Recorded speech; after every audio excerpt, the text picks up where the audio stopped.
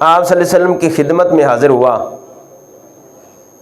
آپ صلی اللہ تعالیٰ علیہ وآلہ وسلم کی بارگاہ میں حاضر ہوا اور عرض کی، یا رسول اللہ صلی اللہ علیہ وسلم صلی اللہ تعالیٰ علیہ وآلہ وسلم، کون سا مومن افضل ہے، کون سا مومن افضل ہے؟ تو ارشاد فرمایا کہ جس کا اخلاق اچھا ہو، بد اخلاق نہ ہو، یعنی اخلاق اچھا ہو، اخلاق اچھا ہو۔ اس نے عرض کی سب سے زیادہ عقل مند کون ہے؟ ارشاد فرمایا کہ جو موت کو زیادہ یاد کرتا ہو وہ سب سے عقل مند ہے، سب سے زیادہ عقل مند ہے، اور اس کی اچھی طرح تیاری کرتا ہو وہی سب سے زیادہ یعنی عقل مند ہے، وہی سب سے زیادہ عقل مند ہے۔ حضرت عبداللہ بن عمر رضی اللہ عنہ فرماتے ہیں، میں نبی کریم صلی اللہ علیہ وسلم کی بارگاہ میں حاضر ہوا اور میں وہاں جو موجود افراد میں سے 10واں تھا۔ اسی دوران ایک انصاری شخص آیا، عرض کی، یا رسول اللہ صلی اللہ علیہ وسلم لوگوں میں سب سے زیادہ عقل مند کون ہے؟ تو نبی کریم صلی اللہ تعالیٰ علیہ وآلہ وسلم نے ارشاد فرمایا وہ لوگ جو موت آنے سے پہلے اسے یاد کرتے ہوں اور اس کے لیے زیادہ یعنی تیاری کرتے ہیں، وہی عقل مند ہیں۔ وہ دنیا کی شرافت اور آخرت کی یعنی بزرگی لے گئے۔ موت کی یاد اور اس کے بعد کی تیاری کی ترغیب دیتے ہوئے، جب اس دار فنا سے ایک دن کوچ کرنا ہی ہے تو عقل مند انسان کو چاہیے کہ وہاں کی تیاری کرے جہاں ہمیشہ رہنا ہے۔ یہ دنیا کی زندگی چند دن کی زندگی ہے، چند دن دی مہمان ہے، تو لہٰذا جو آخرت کی ہے وہ زندگی فانی نہیں باقی رہنے والی ہے۔ تو عقل مند انسان وہی ہوتا ہے جو باقی رہنے والی چیز ہے اس کو ترجیح دیتا ہے۔ اللہ اکبر۔ تو مسافر حضور نبی کریم صلی اللہ تعالی علیہ وسلم فرمایا کہ دنیا میں اس طرح رہو کہ جس طرح ایک مسافر ہوتا ہے۔ جب مسافر گھر سے چلتا ہے تو بے سامان ہوتا ہے، زیادہ وہ سامان اپنے ساتھ لے کر نہیں جاتا کہ دقت ہوگی رستے میں۔ فرمایا کہ تم دنیا میں اس طرح رہو کہ جس طرح ایک مسافر ہے، اور پھر فرمایا کہ جس طرح ایک راہ گزر ہوتا ہے۔ جب راہ گزر یعنی راہ گزرتا ہے تو اس کے پاس کوئی ساز و سامان نہیں ہوتا، وہ کہتا ہے میں اکیلا ہوں گا تو جلدی گزر جاؤں گا۔ تو اس لیے سیدنا عمر فاروق رضی اللہ عنہ بیان فرماتے تھے، لوگوں آج عمل ہے کل حساب ہوگا۔ فرمایا کہ حساب کے پہلے سے یعنی عمل کر لو، لیکن اس وقت حساب ہوگا لیکن عمل نہیں ہے۔ تو آج وقت ہے، آج عمل کر سکتے، آج نیکیاں اسی کر سکنے ہیں، ہاں جی۔ تو لہٰذا ماہ رمضان مبارک کا دوسرا جمعۃ المبارک ہے، سانو اپنی آخرت دی تیاری کرنی چاہیے، آخرت دی تیاری کرنی چاہیے۔ تو میرے محبوب علیہ السلام کے غلاموں، اللہ تعالیٰ نے ارشاد فرمایا وَإِنَّمَا تُوَفَّوْنَ أُجُورَكُمْ يَوْمَ الْقِيَامَةِ، اور فرمایا قیامت کے دن تمہیں تمہارے اجر پورے دیے جائیں گے۔ ارشاد فرمایا کہ تمہارے اچھے اور برے اعمال کی جزا قیامت کے دن تمہیں پوری دی جائے گی۔ تو اس دن جسے جہنم کی آگ سے بچا لیا گیا اور اس سے نجات دے کر جنت میں داخل کر دیے، حقیقی وہی کامیاب ہے، حقیقی کامیابی ہے کہ جس بندے نو جہنم کی آگ سے نہیں بچا لیا جائے اور پھر جنت میں داخل کر دیا جائے تو یہ حقیقی کامیابی ہے۔ تو میرے محبوب علیہ السلام کے غلاموں، صرف جہنم کا نام سنتے ہیں، لیکن جس وقت جہنم کو بنایا گیا تو فرشتوں کا خوف خدا کیا تھا، فرشتوں کا خوف خدا۔ تو میرے محبوب علیہ السلام کے غلاموں، میرے محبوب علیہ السلام ارشاد فرماتے ہیں کہ حضرت جابر رضی اللہ عنہ روایت کرتے ہیں کہ حضور اقدس صلی اللہ تعالی علیہ وسلم ارشاد فرمایا کہ میں معراج کی رات فرشتوں کے پاس سے گزرا، تو جب حضرت جبریل علیہ السلام کے پاس سے گزرا تو جبریل علیہ السلام نے اللہ کی خوف کی وجہ سے اس طرح اس چادر کی طرح تھے جو اونٹ کی پیٹھ پر ڈالی جاتی ہے، اتنا رب کا خوف ہے، اتنا رب کا خوف ہے۔ اور ایک روایت میں آئے کہ حضرت جبریل علیہ السلام سید المرسلین صلی اللہ علیہ وسلم کی بارگاہ میں روتے روتے نہیں حاضر ہوئے، سرکار دی بارگاہ روتے روتے حاضر ہوئے۔ آپ صلی اللہ علیہ وسلم ارشاد فرمایا کہ تم کیوں رو رہے ہو؟ تو حضرت جبریل علیہ السلام نے عرض کی کہ جب سے اللہ تعالیٰ نے جہنم کو پیدا کیا ہے، جہنم کو پیدا فرمایا ہے، تب سے میری آنکھ اس خوف کی وجہ سے خشک نہیں ہوئی کہ کہیں مجھ سے اللہ کی کوئی نافرمانی نہ ہو جائے اور اللہ تعالیٰ مجھے جہنم میں ڈال دے۔ تو ذرا غور کریں، جبریل امین جیسا فرشتے گناہوں سے معصوم ہیں، لیکن ان کے خوف کا عالم یہ ہے کہ وہ اللہ کے خوف سے رو رہے ہیں، اللہ تعالیٰ سے ڈر رہے ہیں۔ جو انسان انہیں غلطیوں کا پتلا ہے، جو انسان قدم قدم پر انہیں گناہ ہو جاتا ہے، قدم قدم پر نافرمانی ہو جاتی ہے، اسے کتنا رونا چاہیے، کتنا ڈرنا چاہیے۔ قبر کے 3 سوال ہر بندے نے سن رکھے ہیں، کیا اس کے لیے تیاری کر لی ہے؟ قبر میں جو 3 سوال ہونے ہیں، کیا اس کی تیاری ہو گئی ہے؟ آخرت میں یا قبر میں نماز کے متعلق، یا آخرت میں نماز کے متعلق پوچھا جائے گا، ہم جب اللہ کی بارگاہ میں پیش ہوں گے، کیا اس کی تیاری کر لی ہے؟ اللہ اکبر، اللہ اکبر۔ اسی طرح حضرت انس رضی اللہ عنہ فرماتے ہیں رسول کریم صلی اللہ علیہ وسلم نے حضرت جبریل علیہ السلام کو سے دریافت کیا، میں نے کبھی حضرت اسرافیل کو ہنسے ہوئے نہیں دیکھا، اس کی کیا وجہ ہے؟ تو حضرت جبریل علیہ السلام نے عرض کی کہ جب سے جہنم کو پیدا کیا گیا ہے، تب سے حضرت اسرافیل نے ہنسنا بھی چھوڑ دیا ہے۔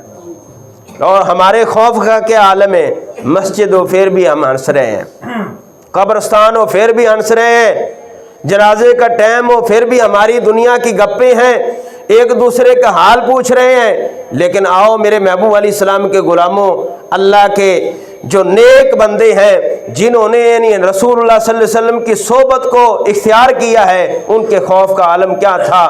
سیدنا فاروق اعظم نے ایک بندہ اس کام پر مقرر کیا کہ مجھے یہ کہنا ہے کہ عمر موت کو نہیں بھولنا۔ وہ کوئی لوگ موت کو بھول گئے تھے، لیکن قربان جائے ایک دن عمر نے فرمایا کہ آج نہیں آنا یار، بس آج کے بعد نہیں آنا۔ کیوں نہیں آنا؟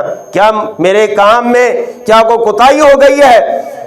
عرض کرنے لگا امیر المومن نہیں، امیر المومن کی بارگاہ عرض کرنے لگا کیا مجھ سے کوئی کام میں کوتاہی ہو گئی ہے؟ امیر المومن نے فرمایا نہیں۔ فرمایا پھر کیوں نہیں آنا، پھر کیوں نہیں آپ کو یاد کرانا؟ فرمایا کہ داڑھی میں ایک بال سفید آ گیا ہے، بس مجھے یہ چین نہیں آنے دیتا۔ ہماری تو ساری داڑھی بھی سفید ہو گئی ہے، سارے بال بھی سفید ہو گئے، اب گٹے اڑنے شروع ہو گئے ہیں، لوگ کہتے چک پی گئی ہے، لیکن بزرگ فرمایا چک نہیں پائے گی، اندروں مک گیا ہے، چکا نہیں پہندیاں، مک گیا ہے۔ لیکن بدی تو پھر باز نہیں آیا۔ نبی کریم صلی اللہ تعالیٰ علیہ وآلہ وسلم نے ارشاد فرمایا کہ اللہ تعالیٰ کے کچھ فرشتے ایسے ہیں جن کے پہلو اس کی خوف کی وجہ سے نہیں لرزتے ہیں، ڈرتے رہتے ہیں۔ ان کی آنکھ سے گرنے والے ہر آنسو سے ایک فرشتہ اللہ تعالیٰ پیدا فرماتا ہے، جو کھڑے ہو کر اپنے رب عز و جل کی پاکی بیان کرنا شروع کر دیتا ہے۔ اب غور کریں، فرشتے گناہوں سے معصوم ہیں، فرشتے گناہوں سے معصوم ہیں، لیکن معصوم ہونے کے باوجود اللہ کی خفیہ تدبیر سے ڈریں، اللہ کی خفیہ تدبیر سے ڈریں۔ تو اس قدر ڈریں تو ہر نیک اور گنہگار کو بھی ڈرنا چاہیے، ہر نیک اور گنہگار مسلمان کو بھی چاہیے وہ اللہ تعالیٰ کی خفیہ تدبیر سے ڈرے۔ حدیث پاک میں آتا ہے میرے محبوب علیہ السلام نے ارشاد فرمایا کہ یہاں تک بندہ نیک کام کرتا کرتا، سجدے کرتا کرتا، نیک کام کرتا کرتا کرتا یہاں تک جنت کے قریب ہو جاتا ہے کہ اتنا فاصلہ رہ جاتا ہے، لیکن اچانک تقدیر سامنے آ جاتی ہے اور اسے وہ جہنم میں داخل کر دیتی ہے۔ اسی طرح ایک بندہ گناہ کرتا کرتا ساری زندگی گزر جاتی ہے، لیکن اتنی غفلت ہے، لیکن تقدیر میں مالک اس کی تقدیر اچھی لکھی ہے، یہاں تک کہ جہنم کے قریب ہو جاتا ہے، لیکن سامنے تقدیر آتی ہے، رب توبہ کی توفیق عطا فرما دیتا ہے، وہ اچھے اعمال کرنے شروع کر دیتا ہے۔ لیکن میرے محبوب علیہ السلام کے غلاموں، خفیہ تقدیر کو کون جانتا ہے؟ رب کی تقدیر کو کون جانتا ہے؟ اس واسطے عمل بھی کرو اور رب سے ڈرو بھی، عمل بھی کرو اور پھر ڈرو کہ کہیں یہ عمل ضائع نہ ہو جائے۔ نیکی کرنے کے بعد اس پر غرور نہ کرو، تکبر نہ کرو، بلکہ اللہ کی بارگاہ میں گڑ گڑاؤ کہ مالک قبول فرما لے۔ مالک چاہے تو قبول کرے، چاہے تو رد کر دے۔ تو میرے محبوب علیہ السلام کے غلاموں، یہ زندگی 4 منٹ بڑی مختصر ہے، اس کی قدر کریں۔ میرے محبوب علیہ السلام دے غلاموں، آخرت دے وچ امام غزالی دی تھوڑی جی آپ کے سامنے وضاحت کر دیتا ہوں۔ امام غزالی علیہ رحمہ کیا خوب فرماتے ہیں۔ آپ فرماتے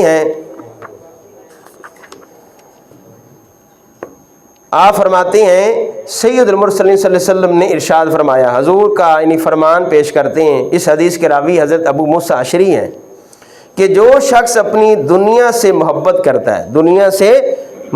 کرتا ہے وہ اپنی آخرت کو نقصان پہنچاتا ہے۔ توجہ رکھنی ہے چیز تھی کہ دنیا نال محبت ہو گئی، آخرت برباد ہو گئی۔ دنیا کی محبت ہر برائی کی جڑ ہے۔ دنیا کی محبت میں آ کر انسان اللہ سے دور ہو جاتا ہے، غفلت میں چلا جاتا ہے، رب کی رحمت سے دور ہو جاتا ہے، شریعت سے دور ہو جاتا ہے۔